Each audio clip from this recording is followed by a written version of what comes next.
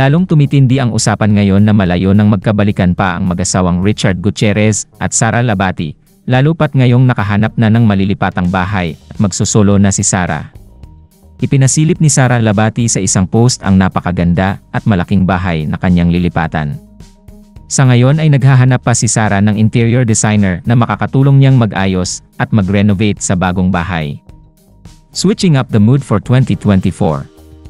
P.S. Looking for an interior designer I can work with. Thank you Asian Tagers Group for efficiently helping with moving. Marami naman ang natuwa sa bagong kaganapan na ito sa buhay ni Sara at binaha ng good luck message ang comment section ng kanyang post. Proud of you, you got this. Komento ni Sophia Andres, gayon din sila Ellen Adarna, Kaylin Alcantara, Chi Filomeno, Maritoni Fernandez, at marami pang iba. Matatandaan na kamakailan lang ng bagong sasakyan naman ang binili ni Sara para sa kanyang sarili.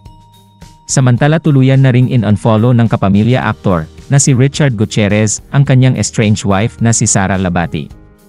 Sumunod na rin na nag-unfollow kay Sara ang buong pamilya Gutierrez. Mas lalong tumitindi ang usap-usapan ng mga netizens hinggil sa tunay na estado ng relasyon ng dalawa dahil habang tumatagal ay mas napapatunayan ng mga ito na tila hiwalay na sila. Nauna nang naibalita ang pag-unfollow ni Sara kay Richard pati na rin sa mga kaanak nitong sina Rufa, Raymond, at Annabel Rama. Makalipas nga lang ng ilang oras ay in-unfollow na rin ng mga Gutierrez si Sara sa Instagram. Sa ngayon ay wala pang opisyal na pahayag sina Sara at Richard ukol sa estado ng kanilang relasyon, ngunit para sa mga netizens, sapat na ang nakikita nilang palitan ng mga cryptic messages at ang recent unfollowhan ng magkabilang kampo para mapatunayang wala na ang dalawa. Sa halip na magbigay linaw, pinili na lang ni Sara ang maging tahimik ukol sa issue. Samantala, kamakailan lang nang mag-viral ang mga larawan at video ni Richard kasama ang aktres na si Barbie Imperial sa isang bar sa Alabang. Wala pa namang pahayag na inilalabas sina Richard at Barbie hinggil sa kinasasangkutang issue.